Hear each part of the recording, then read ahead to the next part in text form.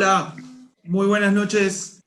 Damos la bienvenida a todos los vecinos y no vecinos de Miraflores a esta sexta conferencia que venimos realizando desde que inició esta situación de estado de emergencia, de cuarentena.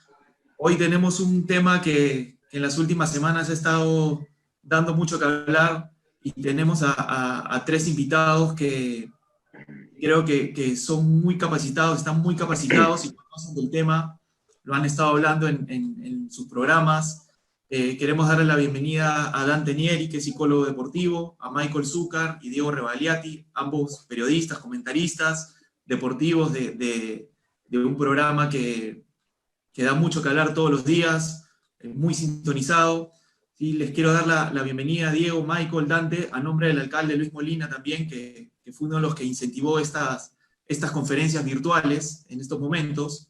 Quiero darles la bienvenida y gracias por aceptar este valioso tiempo que tienen en conversar que en un tema que creo que más allá del deporte básquet, creo que hay muchas preguntas y respuestas que nos deja esto, ¿no? Así que les dejo micrófonos abiertos para que saluden y empecemos esta conversación que sinceramente no sé por dónde empezar, porque podríamos empezar por una pregunta, pero sí creo que estamos ante un documental serie que va a dejar un antes y después en temas deportivos.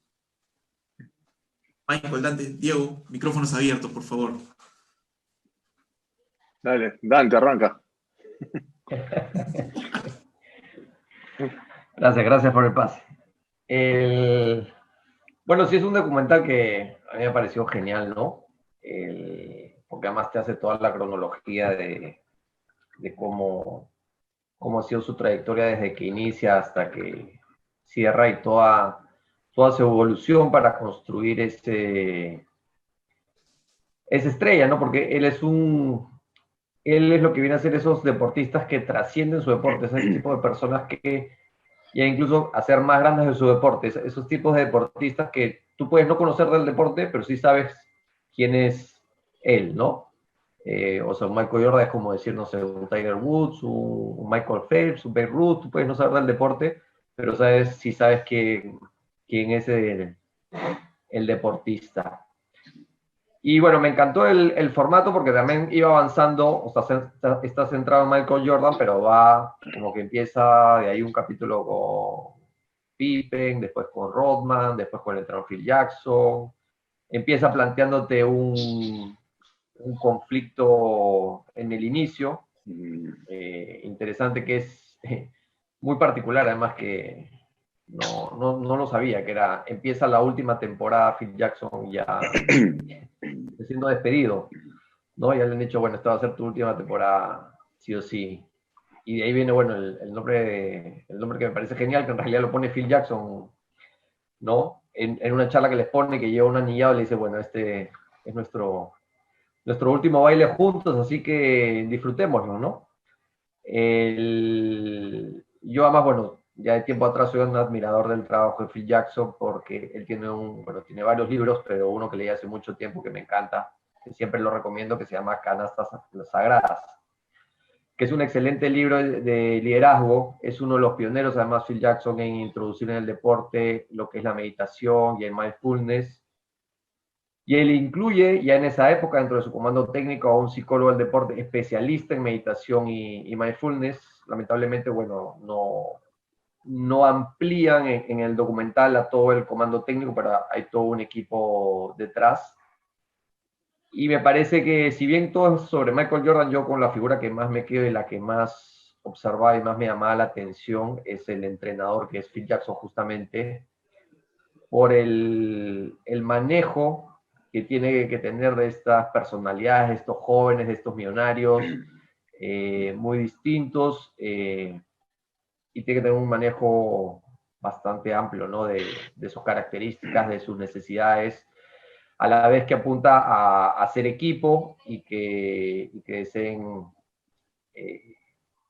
obtener los logros deportivos, ¿no? Eso podría decir a manera de introducción. Sí, claro. Diego, tú que bueno, los he estado viendo en el programa, justo agarré un programa y están en un segmento hablando de esta serie y se hizo una discusión. Yo les soy sincero, la estoy viendo ya por segunda vez. Encuentro detalles que no vi en la primera, como por ejemplo en el primer campeonato cuando sale Jordan festejando, entra al camerín con la copa y se ve al papá en una esquina. Yo no conocía al papá hasta que lo conocimos después en los capítulos siguientes, y ahora que lo he visto, ya entiendo el sentido del papá tan presente, tan feliz, metido en el camerín como uno más. Diego, ¿qué te deja esta serie? A ver, primero coincido con Dante que debe ser la serie más completa que yo he visto en términos de lo que es el mundo del deporte profesional, ¿no? Porque es un documental en realidad, no hay nada de ficción, son testimonios de situaciones muy reales. Y va por toda la evolución del atleta. En el caso de Jordan, desde la decisión inicial de ir a college en North Carolina, que es el estado de donde él es, para después rápidamente decidir ser profesional, no terminar la universidad en el ciclo regular de 4 años que llevan en Estados Unidos, la relación con sus padres, y hay una parte para mí muy, muy simbólica cuando la mamá es la que lo obliga a ir a escuchar la oferta de Nike, y después todo lo que implica en términos de la relación con Nike, y creo que fue un pionero y probablemente la persona más importante cuando se da la historia del marketing deportivo, de la relación atleta-marca, la Air Jordan y el concepto de la relación de Nike y Michael Jordan es para estudios que van a ser eternos, porque es la relación más sólida que ha habido entre una marca y un atleta, y ahora mismo se puede comprobar. Y luego su paso al deporte profesional con una expectativa importante, pero no al punto de lo que él llegó a ser, y una cabeza alucinante, alucinante, porque la cabeza de Jordan, en términos de ser un tipo con una convicción en ganar en un deporte colectivo desde lo individual, porque el básquet permite, a lo mejor más que otros deportes colectivos, que destaque a alguien desde lo individual. Un jugador puede hacer 60 puntos y terminar siendo determinante en un partido, es la excepción, son los excepcionales. Y luego viene esta parte que para mí es apasionante, de las relaciones interpersonales que se generan en cualquier institución, ¿no? La relación del dueño de la franquicia, la relación del gerente, que lo ponen Jerry Krause como el malo de la película, la relación del técnico, en el caso de Phil Jackson, y la relación de todos los jugadores con Jordan y con el equipo, la relación de Pippen, que tenía un contrato bajísimo, que se sentía totalmente infravalorado, ¿no? Que ganaba mucho menos de lo que debía ganar. La indiferencia de Jordan ante eso, la relación con Horace Grant, la relación con Rodman, después la elección de Rodman para reemplazar a Horace Grant, y después estas historias de Paxson y de Kerr, que eran jugadores alternos que terminan siendo determinantes en algún momento de las finales. Entonces, creo que hay mucho para conversar, mucho para aprender y mucho para volver a ver. Yo también estoy en el proceso de volver a verla, porque creo que quedarnos solamente en Jordan es quedarnos en la foto más linda, ¿no? Es como cuando ves una gran película y dices, bueno, la actriz era preciosa, sí, Jordan es una figura que te atrapa, pero todo lo que pasa alrededor de los Bulls y todo lo que pasa alrededor de la figura de Jordan es para cada tema te puede llevar a muchas lecciones y a muchas cuestiones que se dan en equipos más chicos, en ligas más chicas, en deportes individuales o en deportes colectivos o en situaciones parecidas, ¿no? Sí, antes que entres, Michael, justo decías, yo quería tocar el tema del marketing deportivo, porque creo que fue ahí Michael Jordan el hito de la revolución del marketing deportivo. Pero se imaginan a los Chicago Bulls del 98 con Twitter, Instagram y Facebook, lo que hubiese generado, la cantidad de billones de dólares que esta marca y estos jugadores hubiesen generado, ¿no? Sí, Michael. pero también después que hable Michael, hay un tema sobre las redes sociales que yo quiero comentar, de cómo las cosas creo que tendrían que ser distintas. Ok, dale, buenísimo. Jimmy, ¿cómo estás? Diego, Dante, un gustazo, un saludo para todos los que están siguiendo esta charla. Si quieres puedo empezar por ahí, porque así como podríamos haber encontrado muchos puntos a favor de esta serie o de esa época, ¿no? Con respecto a las redes sociales y al impacto que podrían haber generado, muchas cosas con redes no podrían haber pasado, ¿no? Claro. Arrancamos con Rodman. Rodman no hubiese podido ser Rodman con las redes sociales. De ninguna manera, porque si hubiesen comido vivo a Phil Jackson, si le permitía esas cosas. O sea, con redes sociales, imposible. Cerrado. Y hablando de Phil Jackson, para mí la narrativa periodística y la narrativa artística, con la inclusión y con el mérito de saltar en el tiempo de manera alucinante, sin que te pierdas y entendiendo todo, hace que sea una serie y un documental periodísticamente hablando espectacular. Espectacular. De lo mejor que he visto, ¿no? Por el cruce de historias, por la cantidad de archivo, por el relato, por la elección de qué iba, de las estructuras que iban armando.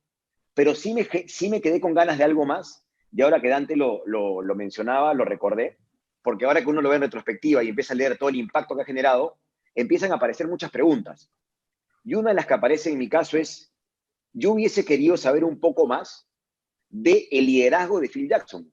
¿Cómo hacía para domar a todas estas fieras? ¿Cómo lo lograba? Sabía que era un tipo zen, sabía que era un tipo relajado, sabía que era un tipo que se desprendía y observaba, primero observaba, después actuaba, que no satanizaba a nadie, pero hubiese querido saber más del método de liderazgo. Porque a mí el liderazgo que más me impacta en la serie, positivamente, es el suyo. El de Michael Jordan me genera preguntas, pero el liderazgo que me impacta positivamente y del que quiero saber más, y ya apunté el nombre del libro, es el de Phil Jackson. Qué bueno. Y otra pregunta que me hago y que me encanta que esté Dante aquí, y la quiero dejar picando, es, repetimos frecuentemente, era un obsesivo de ganar. Diego le dice convicción. Y todos los recontrahinchas de Jordan lo llaman convicción. Pero entre la convicción y la obsesión, no sé cuánta distancia hay. Y me gustaría dejarla picando si alguna obsesión en la vida es buena. Porque es un obsesivo de ganar. Sí, bueno, Dante, ahorita que respondo, sí, efectivamente, y justo yo conversaba antes aquí en casa con la familia, porque me han estado pues ahí viendo, tomando apuntes, porque es primera vez que estudio algo de Netflix. Y a mí me sorprende la convicción que tenía Michael en decir, yo voy a ser el mejor, yo voy a dejar a Chicago Bulls cuando me retire campeón. O sea, diseñó su vida años anteriores, como tal vez el productor o el director de esta serie diseñó la serie para el 2020, filmándola desde el 96, porque las imágenes, o sea, pareciese que fuese un storyboard de lo que es hoy el documental, o sea, es perfectamente bien hecho, como tú dices, que nos llevan de un año a otro sin perder el hilo de la serie y te hacen ver mil detalles. Te hago la pregunta, Dante, sobre el liderazgo de Michael Jordan, que sí les digo, en el capítulo 6, cuando fue la primera vez que la vi, empecé a no quererlo, ¿no? Empecé a no quererlo porque pata, no va a sumar, no suma, maltrata a los jugadores. Yo he tenido la experiencia de jugar fútbol profesional sin tanto éxito por casi 10 años jugando en segunda y he tenido capitanes buenos, compañeros buenos, podemos usar la palabra común, las puteadas buenas y las puteadas malas, pero tener a un pata que te esté chancando y por querer ganar y ganar y ganar, ahí creo que viene tu duda, Michael, ¿no? Así que Dante, tú que eres el experto, trátanos de alinear un poquito. Bueno, son un montón de cosas, a ver si me ordeno. Bueno, empezaremos por Michael y después vamos a Phil. Porque, bueno, la verdad que muy agradable esta charla porque he disfrutado mucho la serie porque tiene mucha información real, ¿no? Porque eso que han transmitido todo el último año que han estado ahí conviviendo, nos da mucha información y me encanta además que uno ve la evolución de Jordan, o sea, tú vas viendo cómo se va convirtiendo en el Michael Jordan de Nike, de Space Jam, no empezó así. Él llega, no era un equipo tan importante y él tenía expectativas siempre importantes y llega a un equipo de jorgueros, ¿no? Cuando cuenta que llega al cuarto y está como, ¿qué es esto? Y él agarra y decide seguir viviendo como cuando estaba en la universidad. En esa época no tomaba, no fumaba, se acostaba temprano, cocinaba su comida, dormía, entrenaba y dice, bueno, yo voy a Y él dijo, yo voy a establecer mi liderazgo, que es lo que se llama liderazgo técnico. No voy a hablar con mis acciones en la cancha. Y empezó a destacar rápidamente así. Entonces empezó a ubicarse y a tener un liderazgo a partir de sus acciones. Y ahí nomás, bueno, ya se metieron a los playoffs, que en ese momento era impensable, ¿no? Y ya se veía que él quería más, y de ahí esa época para él no era sencilla, porque bueno, no estaba con los compañeros que quería, después le duele mucho la lesión que tiene, y ahí se resquebraja, ahí dicen, bueno, que cuando se quiebra y nunca se puede recuperar, se entiende en el documental la relación con la dirigencia, es un poco cuando lo contienen en su regreso de la lesión, ¿no? Que la Los famosos institución 7 estaba minutos. jugando su inicio. Claro, que le restringen Sí, los minutos. Una locura. sí, y que le pide el entrenador, y me van a votar, dice. Sí.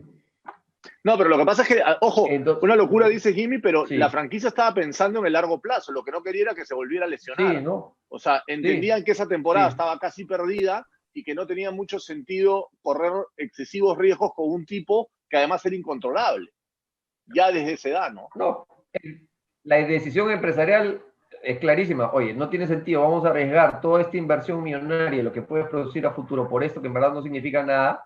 Y él estaba en una actitud efectivamente más adolescente, más desbordada, más pataletuda. Pero ahí ya hubo, digamos, una serie de tensiones y fue muy doloroso para él esa época, de ahí las finales perdidas. Entonces, ¿y por qué hablo de esto? Porque después como hacemos esto como la serie que vamos para adelante, para atrás, y muchos dicen, no, que maltrataba mucho, o era un bulero, y él manifiesta mucho, no, porque estos, sobre todo cuando se hace el nuevo equipo del tricampeonato, dice, ellos no han pasado por lo que yo he pasado, no saben lo que hay que pasar y no saben lo que es. Nosotros tenemos que preparar para esa final del playoff, porque si no, no van a aguantar. Y él hace muchas analogías en relación a la guerra. No vas a aguantar la presión. Y yo estoy todo el día dándote y dándote y dándote para desarrollar en ti la tolerancia a la presión. De hecho, son algunas estrategias psicológicas que se usan, obviamente con explicaciones y con consensos, que en este caso él no lo hizo. Pero en el cierre final, muchos que se sintieron maltratados dicen, oye, al final, cuando él, bueno, hace una ceremonia linda que me encantó, que era la del fuego, hablar de los papeles, y cuando lee y lo que dice, y lo que él quería de sus compañeros, dice, oye, es el mejor compañero que podemos tener. Él nos está ayudando y nos está empujando a crecer. Lo que pasa que ahí él era bastante duro en el sentido de que él decía, literalmente decía, oye, en mi equipo, si tú vas a estar en mi equipo, tú tienes que entrenar para estar al mismo nivel que yo, y yo te voy a dar el ejemplo, yo no te voy a pedir a ti nada que yo no haga. Lo que pasa es que Michael Jordan es un fuera de serie, sí, para cerrar, sí, es un fuera de serie por dos cosas, porque cuando tienes un jugador con ese talento y que tiene esa disposición de trabajo, esos son los fueras de serie. Sí, tío, pronto. Sí, no, es que hay un punto, para mí el momento culminante de la serie, por lo menos en términos de lo que es Jordan, es en la parte final del capítulo 7, donde le muestran todas estas testimonios de sus compañeros, sí, algunos manifestando que era un poco abusivo, que era exagerado, sí, y él se quiebra y manda corte, ¿no? Y él dice, yo nunca les pedí algo que yo no pudiera hacer. Y me quiero agarrar un poco lo que decía Jimmy al inicio, los que hemos participado profesionalmente de deportes colectivos, a mí me tocó, por ejemplo, ser parte de 2 equipos de Cristal, 9-4, 9-6, yo con muy poco protagonismo, pero con jugadores, con líderes muy, muy pesados, como Valerio, como Garay, o como el Chorri en términos de ética de trabajo,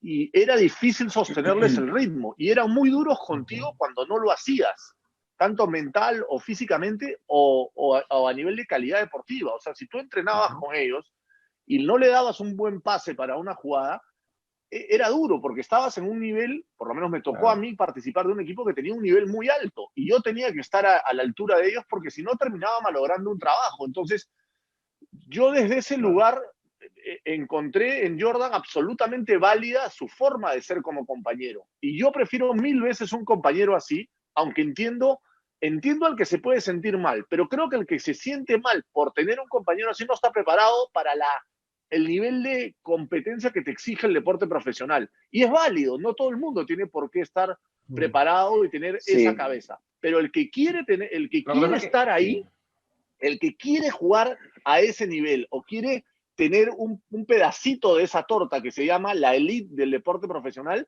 tiene que tener la mente para aguantar un Jordan en un deporte colectivo o para ser capaz de sobreponerse a determinadas cosas como esas, ¿no? Pero a mí me sigue quedando la pregunta porque a mí no me termina de convencer y creo que de repente nunca nos vamos a convencer porque no lo sabremos, habría que estar ahí o saber qué piensan los protagonistas detrás de cámara. A mí en cámara no me termina de quedar claro que ellos 20 años después puedan decir contundentemente que fue un gran liderazgo, que fue un gran deportista, por supuesto, que los llevó a ganar, sí, pero a mí no me queda claro en el documental que ellos reconozcan que fue un gran liderazgo. Por un lado eso. Más preguntas tengo, o sea, no voy a discutir la calidad de Jordan, que es tal vez el mejor deportista de todos los tiempos, eso sería ridículo. Pero a mí los protagonistas y sus compañeros no me terminan de convencer de esa idea. Y la otra, dale Jimmy. No, continúa. Dale. La otra pregunta que me hago es sobre esta parte que muchos resaltan del final del capítulo 7. Físicamente entiendo que él daba el ejemplo, pero si técnicamente tus compañeros, y me ha encantado el ejemplo de Diego, porque de alguna manera también responde lo que quiero comentar, si técnicamente tus compañeros están muy lejos de lo que tú puedes ofrecer, termina siendo un poco cómodo decir, no les pedía nada que yo no hiciera. Claramente ellos no iban a poder hacer técnicamente lo mismo que Michael Jordan. Correcto. Sí, pero ahí sí. Hay un detalle que yo creo que hay un tema de liderazgo en silencio, que es con el ejemplo. Ellos pierden, me parece, 2 playoffs con los malditos de los Pistons, porque, escucha, nunca había un equipo tan sucio.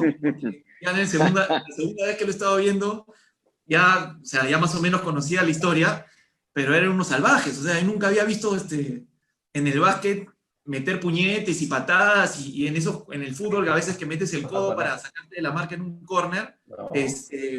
Ahí es donde Michael Jordan cambia y dice, no, yo tengo que ir a golpear primero antes que me golpeen, y empezó a trabajar su cuerpo, y que fue en una temporada, en post-temporada, en verano. Sube 7 kilos.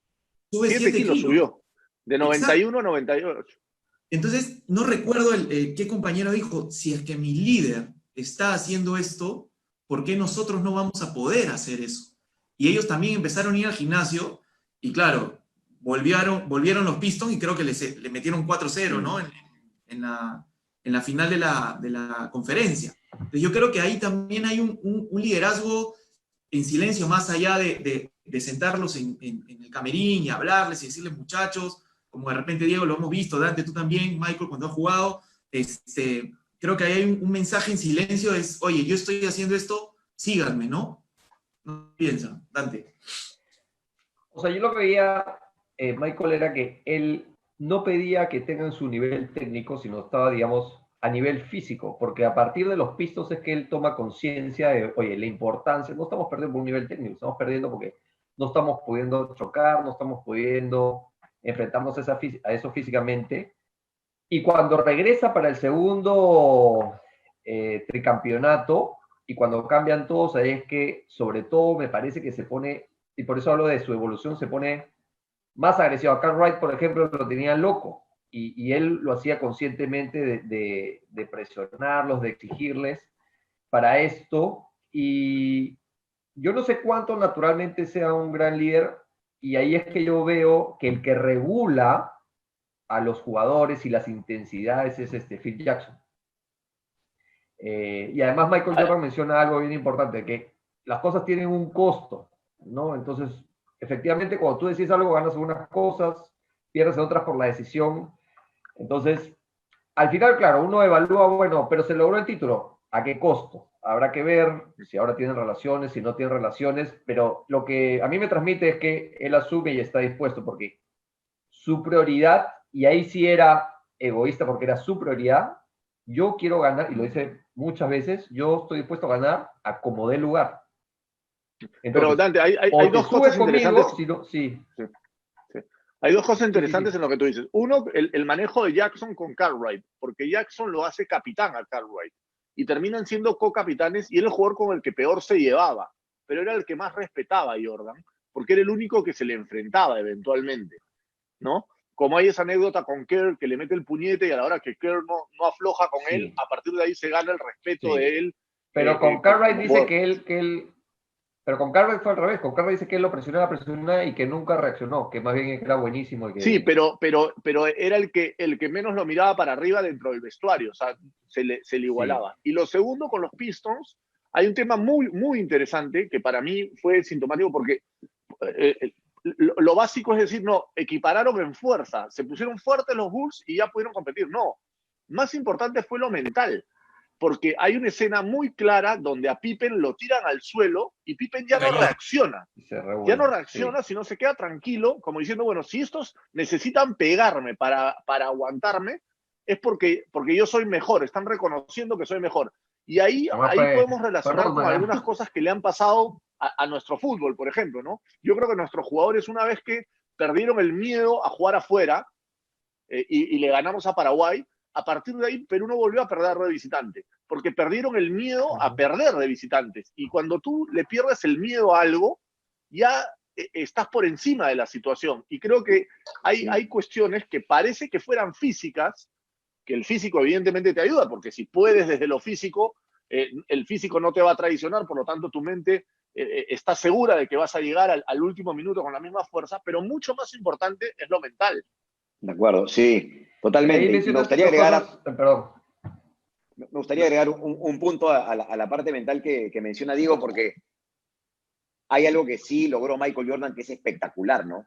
Los hizo sentirse mejores jugadores, los mejoró, literalmente los mejoró, y además les dio la confianza de sentirse mejores para seguir con el vínculo de los jugadores de selección. Los buenos resultados les dieron confianza. A este equipo, los Bulls, que venía de varios años de malos resultados, los hizo sentirse mejores. Y es con esta confianza, sumado al trabajo físico y sumado a la confianza que ellos le tenían a Jordan, es que ellos mismos empiezan a salir sintiéndose diferentes, más respetados, más empoderados, para usar la palabra de moda. Sí, de lo que ya mencionó Diego, a mí me parece interesante, ¿no? Que Cartwright era como que más regulado y Jordan a veces se desregulaba, y qué interesante que Phil Jackson los haya puesto como capitanes. Me imagino que lo ha hecho para equilibrar. Y en relación a lo físico coincido. La parte física y mental son como las dos caras de una misma moneda.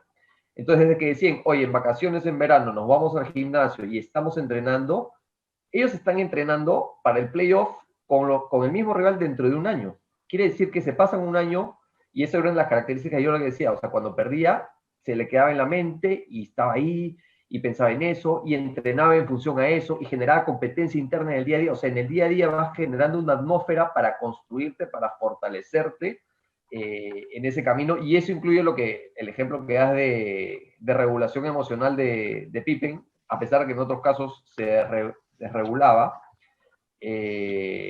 para estar tranquilo a pesar de una agresión tan exagerada como la de Rodman, ¿no? Que en el caso elevado, cuando tienes tal confianza, ya terminas entendiendo que la agresión es un halago, porque como no puedo detenerte con las artes deportivas, ya te pego nomás. Te pego. Hay un comentario que hace la mamá que es un poco para complementar lo que dice de que está pensando, apenas pierden con los Pistons, que piensan en los Pistons al siguiente año, o sea, que planifican toda su preparación para esa final, que después, si es que no me equivoco, los terminan ganando a los Lakers. La mamá dice, para tener al mejor Jordan, dile que no puede y que hay otro que lo hace mejor que él, ¿no? Entonces, el pata, yo lo veía en esos 7 minutos que le daban por este tiempo. En el último partido, creo que fue contra Detroit, faltaban 31 segundos y el entrenador le dijo fuera, ¿no? Entonces, ¿cómo un jugador que lo único que piensa es ganar, cómo puede reaccionar ante esos 31 segundos que sabe que él puede solucionar el partido? Gracias a Paxson, creo que me parece que fue el que tiró la canasta y ganaron, ¿no? Entonces, ahí creo que también hay un aprendizaje para Jordan De confiar. de confiar, porque después viene Phil Jackson y los hace, le cambia pues su chip y él dice en la serie, yo no quería a Phil en un primer momento porque él me quitó el balón, ¿no? Entonces ahí es donde creo que tiene un break en poder confiar en sus compañeros. Y confiar en el técnico también, ¿no? Porque finalmente lo que él quería era ganar. Él no quería salir top scorer de la NBA. Eso no le alcanzaba. Él lo que quería era los anillos. Y hay muchas partes interesantes. A mí una de las partes que más me impresionó, y ahí quiero volver a lo que decía Michael en la primera parte, sobre esta diferencia entre determinación y obsesión. Yo creo que para el básquet él tenía determinación. Lo que tenía su vicio por ganar, que era auténticamente una obsesión, entre otras cosas, lo despuntaba o se lo curaba con el tema de las apuestas. Él ha tenido incluso problemas apostando porque quiere ganarte, no sé, obsesivamente, sí. Pero creo que en el básquet, y en eso lo ayudó mucho Phil Jackson, lo terminó canalizando bien. O sea, tuvo suerte Jordan de encontrarse con un Phil Jackson en su carrera que le permita todo ese talento y toda esa capacidad, poderla poner al servicio de un equipo. Después las formas, pues en algunas discrepar, en otras podría haberlo hecho mejor, pero si no se encuentra con un Phil Jackson, yo creo que a lo mejor Jordan gana 1 o 2 anillos, pero no gana 6. Correcto. Y Michael, ¿querías saber? Creo, sí. No, el dolor que le genera la derrota incluso 20 años después es impresionante, ¿no? Va de la mano con esta obsesión por ganar, porque cuando le hablaron de Gary Payton, que lo que defendió muy bien ese partido, le cuesta una barbaridad reconocer que alguien fue mejor que él. Cuando le hablan de Isaiah Thomas en algún momento, peor aún, ¿no? Esta rivalidad, digamos que ya excedía las canchas.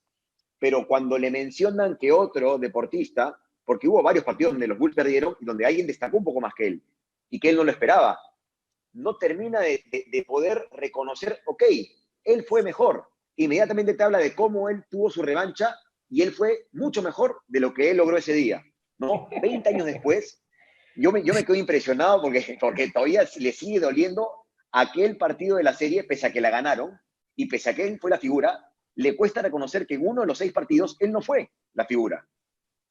El caso de Reggie Miller, creo que fue que le dibujó la cara a él mismo, ¿no? Sí. Hay una que es terrible, que es la de este chico de los Bullets, que era un equipo malo, que un día estuvo inspiradísimo y me parece que hace 35 puntos en un partido y le ganan los Bullets en Chicago a los Bulls y Jordan se inventa, que después dicen que no fue verdad, que como que el pata lo había mirado mal, una cosa así, y en la NBA muchas veces se juega back to back. No, que le dijo buen partido al final. Sí, como good game, pero como cachoso, ¿no? O sea, Sí, jugaban, claro. el siguiente partido lo jugaban en Washington contra los Bullets al día siguiente. Y Jordan hizo los 36 puntos, creo que en un tiempo, en 3 cuartos, no sé. O sea, como diciéndole, ¿qué son 36 puntos? O sea, lo tomó personal lo que el chico que había tenido el mejor día de su vida, al día siguiente le dijo, lo que tú has hecho es una porquería. Hay un tema que se fue a jugar golf un día antes, que jugaban contra los Boston Celtics con un jugador de los Boston. El jugador de los Boston, no me acuerdo el nombre, le ganó y le dijo, dile a DJ mañana que va a recibir un premio o algo así, ¿no? Y DJ era el jugador que lo iba a marcar. Y el pata salió y pintó, ¿no? Igual como que me quedó muy marcado cuando se van a las Olimpiadas de Barcelona 92 y Krause estaba en plena negociación con Tony Kukoc, cuando en ese momento han tenido que subir el Scottie Pippen. Jordan le dijo, déjenlos a Tony Kukoc, a mí y a Scottie. Y el pata no hizo nada. Tony Kukoc, o sea, no vio. No entendía nada. Tiene una seguridad y una convicción de que si es que él quiere jugarlo, va a jugar y va a hacer lo que se le da la gana, ¿no? Sí, pero también habrá tenido malos partidos, ¿no? No nos cuentan todos, ¿no? Porque es humano, ¿no? Nos cuentan sus hazañas, pero claramente tenía eso que decía Dante tan claro, ¿no? Que lo tiene Nadal, que lo tiene Federer en algún caso. Djokovic en el tenis, ¿no? Talento, lo tienen Messi, Cristiano Ronaldo, creo que es un ejemplo más parecido aún desde algunos lugares. Es talento más disciplina, cabeza, determinación para llegar al tope y sostenerte, ¿no? Porque ¿cuántos deportistas hemos visto que tienen un gran día o tienen un gran año y después se la creen y caen? No, estos tipos que son superdotados y por eso son héroes del deporte, tienen esa capacidad de sostenerse y reinventarse permanentemente y ponerse nuevos retos y batir récords y vivir constantemente al más alto nivel como si fuera una cuestión fácil y natural, y no lo es. Claramente no lo es. Acá me hacen una pregunta y Dante creo que va para ti y nosotros que ya estamos acostumbrados a este tema de indisciplina, ¿no? El tema de la actitud... Pero antes de, si la puedes guardar, porque si no nos vamos ahí, hay varios puntos que hemos tocado interesantes. Si puedes guardar esa pregunta, ¿no? Sí. No, lo que pasa es que es una buena pregunta con el tema de la indisciplina de Dennis Rodman. O sea, hoy podríamos tener... No, pero si podemos terminar si puedes guardar esa pregunta para cerrar el tema ahí, que creo que es interesante. Dale. Que ya se me da la idea, pero... Ya se me fue, creo. No, lo de los atletas. Me acordaré ya. Sorry. Lo de los atletas número uno, eso es la mezcla de cabeza más talento. Sí, lo que hablamos, o sea, en el documental se evidencia que así como vemos Michael Jordan, que además lo bueno que tiene Michael Jordan es que cuando hablamos de una obra de psicología él entiende su psicología, él entiende cómo funciona y él busca los gatillos para estimularse. Él se inventa esa historia de que él me ha sacado pica. ¿Sí? Dice, no, yo me la inventé para motivarme. Y él está buscando todo el tiempo que le lancen, él está buscando retos, él está buscando porque él sabe que funciona y rinde más así. Entonces él tiene claro para dónde tiene que ir para rendir más. Pero esto tiene un costo. Yo no sé si se acuerdan, pero me dio una charla que le daba Bielsa a un lateral de un equipo francés, después ustedes me pueden ayudar con el dato, y le decía lo que significa ser el número uno, lo que significa ser el mejor. Y le dice, si tú quieres ser el número uno, genial. Y si no, también genial, porque esto tiene un costo. Eso siempre tiene un costo en tiempo, tiene un costo en esfuerzo, tiene un costo en tus relaciones. Entonces, o sea, yo cuando tengo consulta le digo, si tú quieres ser el mejor, fabuloso, yo te voy a ayudar. Pero si no quieres ser el mejor, también está bien, no todos quieren ser el mejor, porque el costo es muy alto. Y cuando Jordan está ahí y estamos hablando, oye, y dice Michael, yo no sé cómo se llevan, si lo quieren o no quieren, y él lo dice, tiene un costo, o sea, yo he decidido y esto tiene un costo. Él no ha dedicado mucho tiempo a sus relaciones, él se ha divorciado, yo no sé cómo es la relación con sus hijos, pero estas cosas tienen un costo. Uno no puede ser el mejor absolutamente en todo. Por ejemplo, Rafael Nadal, que es un modelo que a mí me encanta, no tiene hijos porque él quiere dedicarse completamente a sus hijos, y como él es recontraenfocado en su vida deportiva, está que, digamos, lo aplaza. Y Michael Jordan, como Nadal, por ejemplo, son deportistas que, Nadal incluso lo menciona, a mí me gusta más ganar de lo que me gusta el tenis. Qué buena frase, ¿eh? Lo decía Severiano López, también el golfista. Claro, pero Dante, ahí hay un punto sobre los compañeros que también es bien interesante. Cuando tú eres parte de un equipo y tienes un compañero como Jordan, hasta te voy a decir en tonterías, en tonterías. Uh-huh. Llegas a un aeropuerto o entras a un hotel y tú sabes que si llegas con Jordan, tú te vas a poder meter a tu cuarto tranquilo y vas a estar media hora mientras él está abajo firmando autógrafos y tomándose fotos. Y eso, que parece un detalle, es un esfuerzo físico, es un esfuerzo mental, es un esfuerzo de paciencia. Claro que sí. Hay un acoso, te tocan, te molestan. Pero se lo reconocen. Claro, o sea, eso como compañero es algo que tú terminas diciendo, oye, qué bueno tener al mejor de todos acá, hasta por eso. Sí. Hasta porque... Lo que pasa es que tiene las dos líneas, cosas, ¿no? Claro. Por un lado te alivia, y por otro lado, oye, ¿por qué este tiene esto, tiene el otro? Pero, o sea, él decía, vengo relajado en mi cuarto. Solo puede estar relajado en su cuarto. Él no puede ir a ningún lado y no puede estar cansado, no puede estar antipático, tiene que poner la mejor cara, tiene que firmar los autógrafos, tiene que atender a todo el mundo incluso imagínense eso, por ejemplo, el enfoque que tiene, ¿no? Porque esa capacidad de cambiar el chip, tiene que estar atendiendo, y antes de jugar su partido se toma fotos con el chiquito que de repente tiene cáncer y otra cosa, y después tiene que salir a rendir. Y esa mentalidad que tiene, o sea, y lloraba el preparador físico, su preparador físico particular, cuando dice, yo tengo que estar a tope porque la gente paga su entrada, y yo tengo que darles lo mejor de mí cada partido, o sea, el nivel de presión y exigencia que él se metía era espectacular. Y él termina quemado 2 veces. Después del primer tricampeonato, él dijo, chao, ya había dicho un año antes que se iba. Y para el siguiente, dijo también, de acá me voy, y él regresa y se toma un año para recuperarse, que fueron unas vacaciones maravillosas para él lo del béisbol, además que estaba combinado con el asesinato de su padre. Él no regresa de paseo, él regresa a ganar.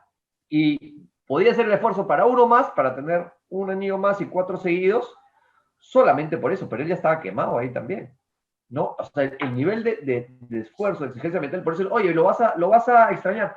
Yo voy a extrañar, voy a poder disfrutar, voy a apostar, voy a jugar golf, lo va a pasar bien, además ya a ese nivel, pues ya el dinero no interesa, porque tienes tanto dinero que todo lo que quieras en necesidades lo puedes cubrir. Entonces, por eso es que decía, o sea, el nivel de ser el número 1 y ser estos deportistas que trascienden el deporte, incluso hace poco ha declarado Michael Phelps, yo era igualito a Michael Jordan, también era un bulero, para ayudar a mis compañeros a que mejoren, y era un patanazo también, como él decía, y tiene serios problemas de depresión. Entonces, a veces nos enfocamos solo en la gloria, pero no en el costo y en lo que significa lidiar con esa presión a ese nivel. Y varios compañeros sí se lo reconocen porque dicen, nadie sabe lo que es ser Michael Jordan. Que nadie está ni cerca de ser Michael Jordan. Y también lo apoya lo que tú estás diciendo, un comentario de Dennis Rodman, cuando ya hablan de su escapada a Las Vegas. Para mí no es difícil jugar básquet, sino lo difícil es cuando acaba el partido, cuando salgo de esta cancha. Sí, ¿no? Sí. Es la prensa, se le ponía la cabeza de este tamaño, sí. ¿no? Porque no podía lidiar con la presión. Él decía, y muchos jugadores, cuando son muy famosos, dicen eso. Lo fácil es jugar mi deporte. Todo lo que se genera alrededor es lo que me complica. Por ejemplo, Zinedine Zidane decía, la cancha, eso es fácil. Y después lo tenía que sacar escondidas porque no quería atender a los periodistas. Y tenías a Beckham, por ejemplo, que a él sí le encantaba, pero la verdad es que tú sepas jugar bien un deporte, que además significa que eres un artista, es un artista el deportista, no significa que sepas ni que te agrade todo lo que se genera alrededor, y no es fácil, y para muchísima gente no es agradable tener ese nivel de fama. Ustedes imagínense todo el tiempo tener que estar en una actitud amable, agradable, todo el día, cada vez que sales de tu casa. O sea, te tienes que preparar, te tienes que mentalizar, y muchos lo que hacen es que dejan de salir y se empiezan a aislar. Sí. Y ahora que estamos en esto del aislamiento, viene bien ese tema, porque el mejor termina siendo muchas veces, es como que le exigimos, esto es algo que con Maradona se repite mucho, ¿no es cierto? No, Maradona tiene que ser ejemplo, no, Maradona tiene que ser ejemplo. Y Maradona claramente esa batalla la recontra perdió. Maradona no es ejemplo de nada en la vida. Así es. Salvo como futbolista. Pero los compañeros de Maradona también te dicen eso. Te dicen que ni por un día de su vida les hubiera gustado ser Maradona, porque era insufrible ser Maradona. Maradona no podía vivir en Nápoles, sí. Maradona no podía vivir en Buenos Aires. Entonces, claramente a Maradona ese tema lo superó y terminó entrando en drogas y terminó entrando en un montón de cosas. No tenía, pero tenía el talento y además tuvo la capacidad de ser el mejor en lugar y tiempo histórico, que es lo que lo hizo trascender. Pero no es nada sencillo lidiar con todo lo que significa ser el mejor. Ser el mejor no es solamente ser el mejor, como dice antes, en la cancha. Hoy día, y siempre se le ha exigido a los mejores, ser un role model, como dicen, ¿no? un ejemplo en todo. Y eso es muy complicado. Ahora, y uno de los problemas que tuvo justamente era eso, ¿no? Cuando hicieron tenían la publicidad de Gatorade y nada, que ser perfecto como Michael, ¿no? Entonces le vendieron, te terminan vendiendo, que le pasó también a Tiger Woods. A Tiger Woods se vendían que era una perfección andante, y en verdad son personas. Nos olvidamos que son personas que hacen cosas increíbles, maravillosas, porque son unos artistas, pero son personas de carne y hueso como nosotros, y te pasa factura. La parte que me parece un poco injusta, me fui un ratito, un tema de señal ya, he vuelto. Los escuchaba, pero no los podía ver. Hay una parte que sí me parece injusta con él, ¿no? Cuando lo acusan de no haber respaldado políticamente, ¿no? A determinado candidato. ¿Qué obligación? Yo entiendo que hay un tema ejemplar de respeto cívico, de ejemplo moral, de ejemplo ético. Pero ¿qué obligación tiene un líder de jugársela por un personaje político o de involucrarse en la política? Ya es bastante estrés y bastante tiempo y bastante entrega y energía tener que liderar un equipo profesional, ser ejemplo deportivo, ¿no? Y ser imagen de marcas y aparecer en televisión permanentemente y jugar ese nivel, como para que además se le exija tomar partido por una elección política e involucrarse. Eso sí me parece que es injusto para la... Pero eso es bien interesante. Ese tema es bien interesante ahora porque, bueno, ahorita hay un problema enorme racial en Estados Unidos a partir del asesinato de esta persona en Minneapolis, y los jugadores de básquet están tomando partido. Pero no te olvides que venía previamente muy marcado por la forma de ser de Cassius Clay, de Muhammad Ali, que Muhammad Ali sí había sido muy activo políticamente y era el más grande, hasta que apareció Jordan, digamos, en la discusión. Entonces, lo de Jordan es absolutamente válido y además probablemente muy asesorado por gente que le dijo, oye, este pleito no te lo compres, ¿no? O sea, zapatillas compran los blancos y compran los negros. Lo que pasa es que no era solo un tema político, era un tema racial, que es mucho más trascendente, sobre todo cuando uno conoce la cultura afroamericana y cómo todos los problemas que han habido en Estados Unidos con ese tema, para la cultura afroamericana, que un atleta negro no se la juegue en ese sentido es casi como una oportunidad que así nomás no se va a presentar, ¿no? Pero no deja de ser político, no deja de ser político. Sí, no, está claro, no está defendiendo los derechos humanos, como en este caso. Si pasara lo que acaba de ocurrir en Estados Unidos y Jordan no se levanta haciendo la figura, creo que sí es criticable. Sin lugar a dudas, estamos hablando de derechos humanos, de un abuso. Pero ahí, más allá del tema racial, entiendo tu punto perfectamente, era jugársela por un político. Pero creo que era más por un tema simplemente de color, que esperaban que el líder afroamericano, el deportista exitoso, apoye a la persona que está a punto de ganar. O sea, creo que era más de convicción política hacia él, era un tema de un apoyo por el tema racial. Pero lo que pasa es que hay que poner también en contexto, Diego, que estudió allá en Estados Unidos, entenderá más, y de repente a nosotros nos cuesta un poquito más, pero el tema de la cultura americana en función a eso, y el tema del trauma del afroamericano y lo que significa y los maltratos que han tenido, o sea, imagínense, hasta el día de hoy estamos viviendo esas cosas que es increíble, o sea, estamos hablando 25 años después. Entonces, y él también dice, oye, me van a criticar por esto, por lo otro, o sea, porque quieren que sea perfecto y él dice, no puedo tener contentos a todos. Incluso dice que su mamá le dijo, bueno, apóyalo. Y claro, y si tienen como abanderados a Muhammad Ali, que corta su carrera deportiva porque no quiso ir a Vietnam cuando lo llamaron, y es un referente espectacular en ese sentido. Él dice, oye, yo en verdad, ¿por qué voy a apoyar porque le dice a su mamá, yo puse plata, pero yo no lo voy a apoyar si yo no lo conozco, no sé con quiénes está, lo cual me parecía además súper lógico.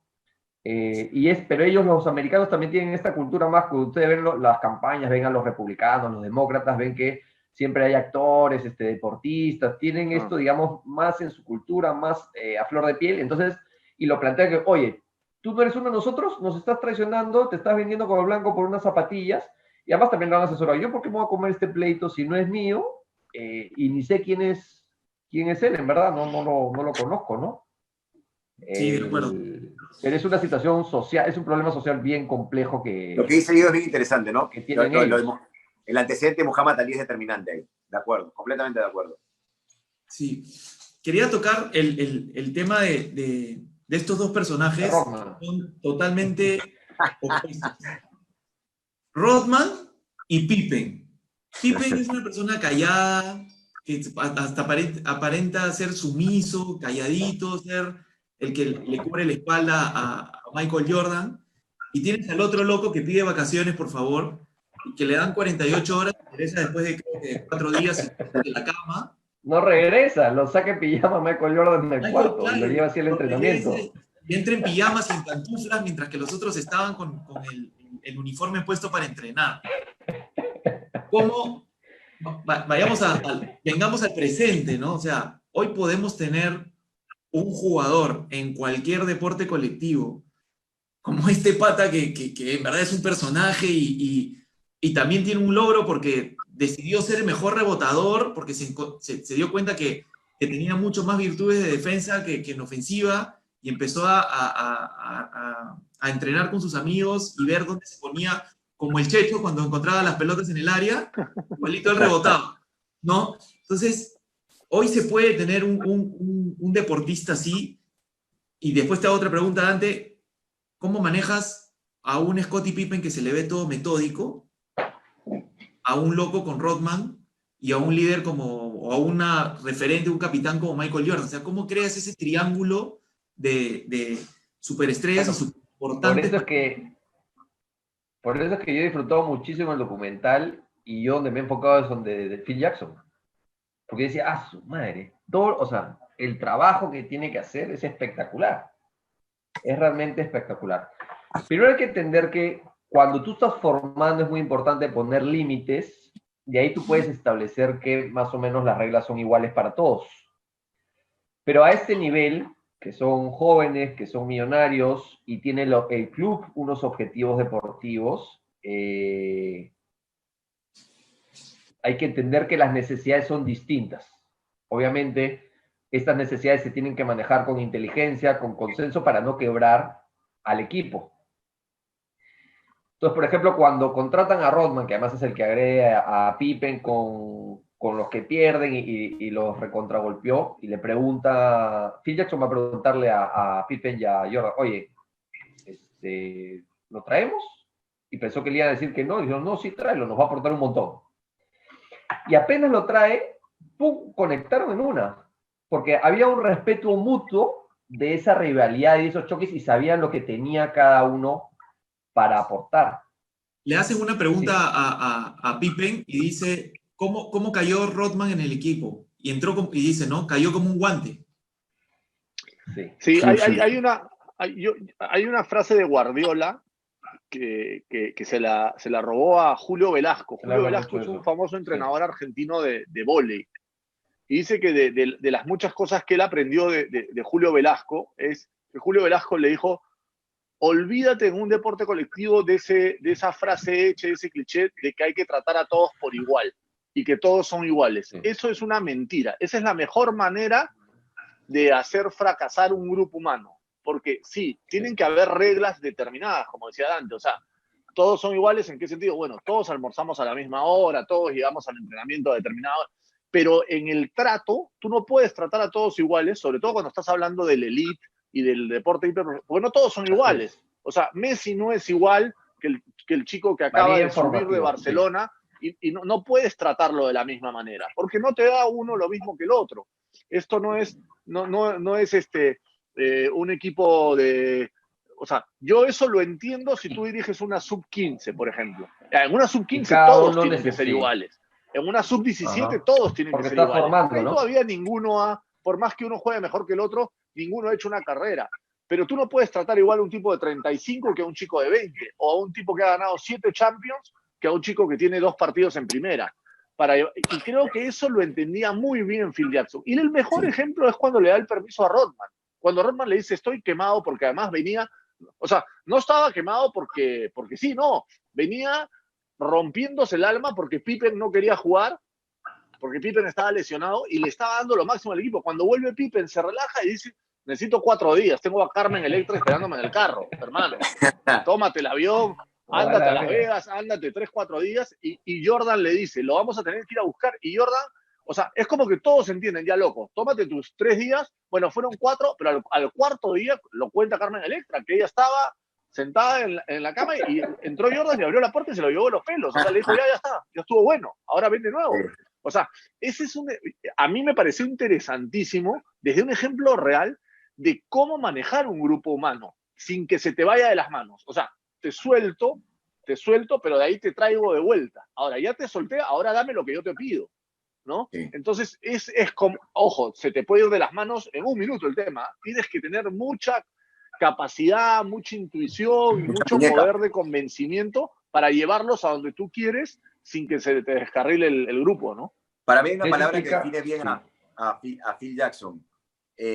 Hablando de estas excepciones, ¿no? Y coincido plenamente en que no a todos se les puede tratar exactamente igual. El que tiene 100 partidos con la selección no puede recibir el mismo trato que el que está debutando, ¿no? En algunos aspectos. Pero a Phil Jackson lo define para mí la empatía. Porque él logra empatizar desde distintos lugares con distintos casos. Con Pippen empatiza en su problema con la dirigencia. Empatiza, lo entiende. No lo borra porque se pelee con la dirigencia y se opere en un momento crucial. Empatiza. Con Jordan empatiza en esta necesidad y esta obsesión por ganar. Con Rodman en su locura. Y estoy seguro que por eso me quedé con ganas de ver más casos y de ver más explicaciones sobre su método, porque estoy seguro que empatizó con cada uno de ellos en determinado momento donde las papas quemaban y donde de repente, ante los ojos del resto, alguno no estaba actuando bien. Él pudo entender de dónde surgía este problema o esta particularidad de cada uno, sin que se desgaste la relación. Sí, dale, Dante. No, lo que pasa, pucha, Phil Jackson sí es para estudiarlo un montón. Él tiene tiene todo un marco teórico de atrás que viene de la meditación y el mindfulness y los estudios filosóficos de la India, de Estados Unidos, de los indios, no de la India, sino de los indios de Estados Unidos. Entonces, uno de los conceptos que viene del mindfulness y la meditación es no juzgar. Y lo que uno ve en Phil Jackson, y se me va la batería. A mí también me pasó la batería. Se me iba la batería. Entonces, ¿qué es no juzgar? Ya que es uno de los conceptos de la filosofía budista que él practica, del mindfulness, y uno ve que no juzga a él. Y esa es lo que comentas, Mancos, de empatizar. Él escucha y te entiende tu situación. Entonces, cuando va a decir, oye, en verdad ya he estado así, nunca en mi vida he estado así, pero tengo 4 meses así, me he portado mejor que cualquiera, dame, ¿cuánto me puede dar? Ya, con 48 horas, dámelo, y chapó lo que le den, pum, y se hizo 100 al final hasta que lo sacó Michael. Y Michael, no, ¿qué has hecho? Pero cuando regresa, todo el mundo, y eso es el clima que genera Phil Jackson, todos lo reciben con los brazos abiertos, ¿entienden? Genera un clima de no juzgar. Oye, te entendemos, y él dice, ellos saben, y él dice, por eso quiero tanto a Scott y por eso quiero tanto a Michael, porque saben que yo estoy con ellos a muerte y en la cancha yo me mato, y llega y es el que se mata en los ejercicios y se mata en la cancha, y él dice, además, bueno, físicamente es un dotado porque tiene una cantidad de energía que, o sea, también tiene que botarla por algún lado, o sea, se puede jorgear, puede hacer WWF, de ahí se juega el partido de su vida y sigue despierto. Entonces, es entender también las características y las necesidades de cada individuo, y eso lo tiene que haber entendido Phil Jackson desde que dice, me lo voy a traer, porque tiene que saber de qué pie cojea, y hablarlo con sus referentes. Y eso es lo que también aumenta el compromiso de Dennis Rodman, y por eso, o sea, lo manifiesta tanto, además para que haga esas entrevistas porque él no le gusta y se siente mal. Y hay que ir un poco más atrás. En el documental sale que él casi se suicida. Sí. Somos hablando de un jugador que ha tenido depresión, que es un jugador complejo. Entonces, te recibe papá Phil Jackson, yo te acepto como eres, te queremos, ven acá. Y él todo el tiempo agradece, oye, ellos me aceptan como soy, me quieren, me cuidan, matan por mí, yo mato por ellos. Y tú quieres un pata que, como Roma, que mate por ellos en la cancha porque te limpia todo, ¿no? Dante, entonces, sí. Te quiero preguntar algo, quiero aprovechar eso que acabas de decir para preguntarte algo. ¿Funcionaría ese tipo de liderazgo o habría funcionado? No quiero meter al equipo Gareca porque es un equipo exitoso. Es un equipo exitoso que el liderazgo de Gareca funcionó, fuimos al Mundial. Ojalá que siga funcionando. ¿Este liderazgo hubiese funcionado en las selecciones peruanas del 2000 al 2010? De este liderazgo empático, permisivo. Es que parece, esa es la paradoja, parece permisivo, pero no es permisivo. Él lo que te dice es como, te trata como, yo te quiero, te acepto, es como el amor incondicional a un hijo. Te vas a equivocar, y cuando te equivocas está. ¿Y por qué es bien interesante? Porque cada vez que se equivocan, tanto cuando se equivoca, las veces que se ha equivocado Rodman y el mismo Pippen, el equipo tiene capacidad de perdón. Porque el equipo, por ejemplo, cuando Pippen los deja porque se molesta porque le da el último tiro a Kukoc. Ese momento es bien importante. Porque a mí, por ejemplo, hablamos de... Es más estrafalario lo que hace Rodman, pero me parece mucho más grave lo que hace Pippen, porque lo que hace Pippen 2 veces atenta directamente con el compromiso, y eso tiene que ir más atrás, porque es directamente con lo que él ya ha sentido una agresión de la dirigencia, y en ese momento sintió que era una agresión de Phil Jackson, porque él sabe que Phil Jackson sabe lo que él siente y lo que significa. Sí. Pero Dante, a ver, en el deporte es clave de lo que tú dices, pero también fue clave que Kukoc metiera el tiro. Claro. Porque si Kukoc falla el tiro y terminan perdiendo el partido, y Pippen tenía razón, entre comillas, la autoridad de Phil Jackson se iba a ver, o sea, Pippen lo estaba retando, y Jackson dice, bueno, que se queda afuera. Claro, pero deja a sus Kukoc hace el tiro y Pippen se queda en el aire, y ahí es donde Phil Jackson, ya papá ganador, le dice, bueno, yo tenía razón, igual ven, eres el mejor, papá. O sea, a veces necesitas esos, no sé si son golpes de suerte. Bueno, había una capacidad evidente de Phil Jackson para decidir que Kukoc fuera el que, no es que, le dio el tiro a cualquiera, ¿no? Se lo dio a uno en lo que le puso el límite, esos golpes de suerte, ¿no? Le puso el límite a la pataleta, sí. Confiando en que el otro tenía los recursos técnicos y psicológicos para ejecutar eso. Pero con lo que me quedo ahí es que el golpe, todos se quedan así, es que se desvincula de sus compañeros. Más allá del entrenador, porque hay el vínculo con el entrenador, hay el vínculo con el compañero y hay el vínculo con la dirigencia, y en esos 3 niveles puede haber o no haber compromiso. Entonces, efectivamente, al final, por eso hablamos de que es muy complejo estos manejos y estos detalles. Y lo que hace Phil Jackson, y regresando a tu pregunta, Michael, de si se puede o no se puede. Yo pensé que me estabas amagando, yo iba a insistir. No. Es complejo y tiene que ver con la maduración. Estamos hablando de jugadores que tiene tiempo, que conoce, con los que se vincula. Siempre él comienza cuando tiene uno nuevo, se reúne con ellos y te dice qué tal la reunión. La primera reunión con Roma no, salió muy mal. Entonces, lo que él hace es establecer un vínculo, y en el deporte a veces no se establece vínculo. Acá sí necesitamos vínculos. De hecho, una de las fortalezas que para mí tiene Gareca es el vínculo que logra con sus jugadores, y ese vínculo es a nivel humano. De acuerdo. Eso es lo que te quería comentar. La gente se pregunta mucho cuando Gareca viaja mucho y se sienta con los jugadores en el extranjero. Él va con una estadística, una vez lo contaba Iván Bulos, ¿no? De que hay una jugada en un partido previo a que llegue Gareca, que él pierde una pelota tonta o pierde un duelo aéreo, y dice, ojalá Gareca no me lo mencione. Y fue lo primero que le mencionó Gareca en la conversación, un partido que ni siquiera lo habían pasado por televisión, en teoría. Sí. O sea, los jugadores, Gareca les ha demostrado de que él los está mirando en todos los partidos, pero eso es lo deportivo. Después, cuando entras a averiguar con los jugadores, oye, ¿qué hablas con Gareca? Porque normalmente son fotos en restaurantes, salen mucho a comer. No, sí. Hablamos de 2 horas, hablamos 1 hora y media de temas humanos. De cómo está mi familia, cómo están mis hijos, cómo están mis papás, cómo estoy llevando esto, y después media hora de lo futbolístico. O sea, establece un vínculo humano primero para que el jugador sienta ese respaldo y, como se dice después, mate por el entrenador. Bueno, al nivel de Michael Jordan, o sea, el vínculo que logra con Phil Jackson, dice, yo no juego más para otro entrenador. Si lo sacas, no juego.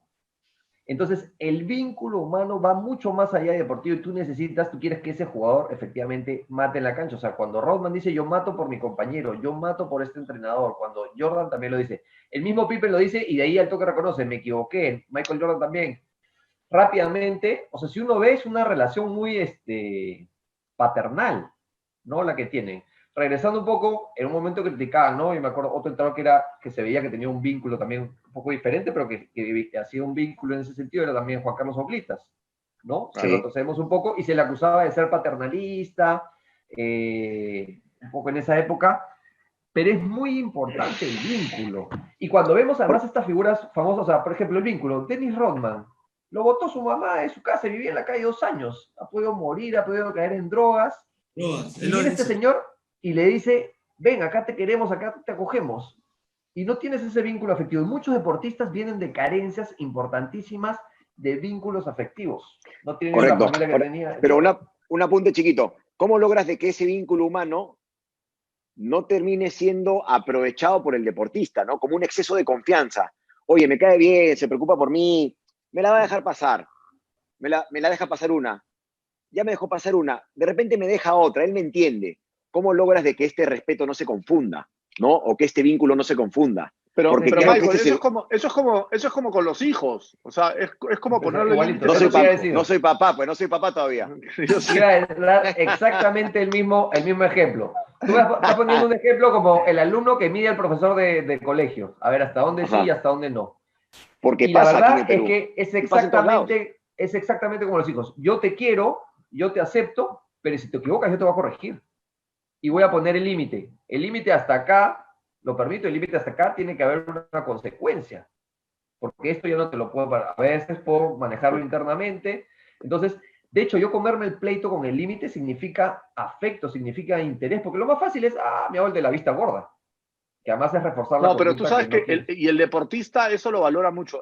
Yo siempre pongo el ejemplo, para mí eso es clave, el futbolista peruano, por lo menos que es el tema que yo conozco, tiene un altísimo porcentaje un grave problema, que es que se convierte en el papá de su familia o el papá de su papá, incluso con el papá presente, a veces con papá ausente, muchas veces con papá ausente, de joven. Pero sustituye roles a una edad en la que no está preparado, a los 18, 19, 20 años, desde lo económico, desde lo afectivo, desde lo psicológico, hay una dependencia de la familia hacia él, que eso lo hace confundirse muchas veces.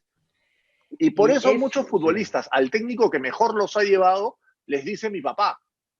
O se fastidian entre ellos, oye, tu papá es tal, tu papá tal. O sea, es un lugar muy común que el futbolista peruano le llame papá al que lo hizo triunfar o al que mejor lo entendió. Entre ellos se lo dicen. Y no es una casualidad, eso es un tema que tiene una raíz mucho más profunda. A Juan Carlos, muchos jugadores lo consideran un padre, porque Juan Carlos era así. Juan Carlos con una mano te daba cariño y con la otra te pegaba. Pues los insultos que yo le he visto a Juan Carlos Oblitas decirle a algunos futbolistas, no se los he visto a nadie, pero sabía cuándo, en qué momento, en qué lugar, desde qué autoridad lo podía hacer. Y después las cosas que le he visto perdonarlo, permitirle a otros jugadores, es el manejo de un padre a un hijo. Ahora, es bien importante lo que... Perdón, Jimmy, sí. No, dale para terminar la idea. Dale. No, que es importantísimo ese tema de los límites que se establecen y la corrección y lo que estás diciendo del cambio de roles, porque psicológicamente es muy duro para un joven ese cambio de roles que se da y que tiene que convertirse en el jefe de la familia porque gana más o porque tiene los recursos y no está preparado el deportista. De hecho, en el caso de Michael Jordan, él era el millonario, pero su papá seguía siendo su papá.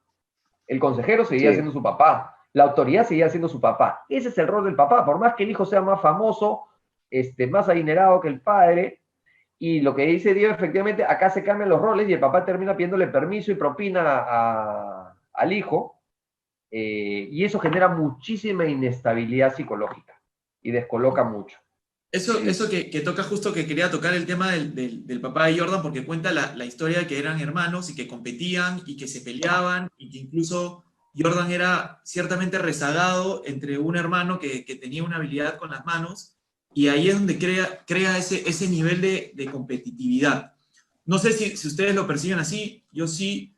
Cuando el papá de Jordan muere, Jordan cambia radicalmente. De hecho, empiezan los comentarios de Jordan más agresivo, Jordan más exigente, un poco más duro, y ahí es donde como le dije al inicio, ¿no? Yo veo la imagen del papá en el camerín, ya la segunda vez que lo veo, y la verdad que se me erizó la piel, porque durante toda la serie, a lo largo de los 10 capítulos, hablan mucho de ese vínculo de padre e hijo que lo acompañaba a todos los partidos, y que de un momento a otro el papá no estaba. De hecho, campeonan y se ve a Jordan con una pelota de básquet tirado en el suelo llorando, ¿no? Y es por eso que me da esa sensación en el capítulo que hoy día también lo vi, y veo al morenito con su gorrita en la esquina de un camerín, feliz, y que yo no sabía quién era. Ahora yo sé quién es, y ahí es donde identifiqué qué tan importante es la presencia de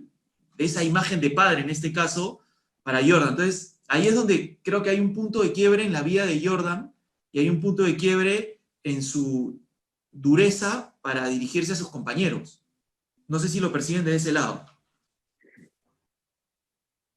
No, claramente, la muerte de su papá lo afectó mucho, pero porque existía la figura paterna. Y yo creo que ahí es fundamental a lo que va Dante, ¿no?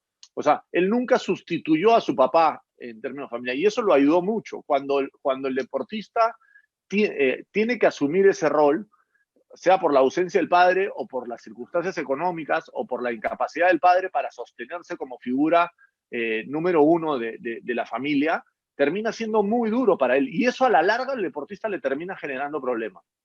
Sí.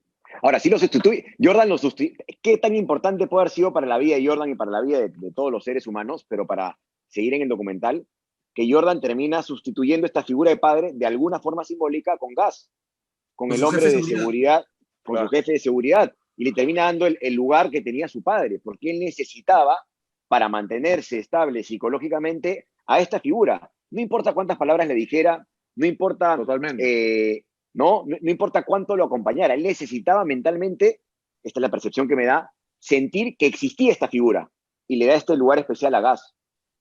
Sí, correcto. No, sí. Bueno, no, sí, impresionante. Ahí para una hora y cuarto. Ya.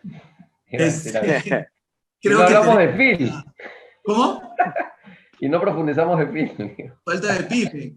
Si quieres, tómate unos 3 minutos. No, tranquilo. Efectivamente, da para hablar un montón. Diego tiene programa al Diego ángulo. tiene programa. Sí, sabía que esto era para largo, porque hay 1000 pasajes que te llevan a abrir pues todo un paraguas, un abanico de situaciones. Bueno, los invito para tener un episodio 2 de repente, porque creo que tiene para largo y hay muchos mensajes que quedan ahí. La importancia de la familia, como bien dijiste, a Rodman lo botaron de la casa, o sea, lo botaron, ¿no? Y pudo ser un drogadicto, un desperdicio de persona, muerto antes, seguro, hasta los 18 años. Pero bueno, Michael, Diego, Dante, un placer, la verdad, conversar con personas tan capacitadas que saben del tema, que salen todos los días en televisión y que son unos líderes de opinión. Dante, gracias por permitirte exprimir con tantos conocimientos. No, gracias Jimmy, un placer, gracias Diego, gracias Michael, un placer y un honor. Sí, muy agradable, la verdad, conversar con ustedes. Bueno. Final. Igualmente. Nada, gracias y felicitaciones por la iniciativa. Espero que la gente lo haya disfrutado y como lo hemos disfrutado nosotros, creo, ¿no? Gracias Jimmy por la invitación, gracias Dante por resolver tantas preguntas. Quedan algunas más, ¿eh? Voy a tomar la molestia de escribirte por WhatsApp. Cuando quieras. Las consultas cuestan. No, son preguntas externas, ¿no? Ya cuando quiera profundizar en algo personal, le pido su recibo. Diego, buen programa hoy día. Dale, abrazo. Que salga un programa. Listo, muchas gracias. Suerte a todos, un abrazo.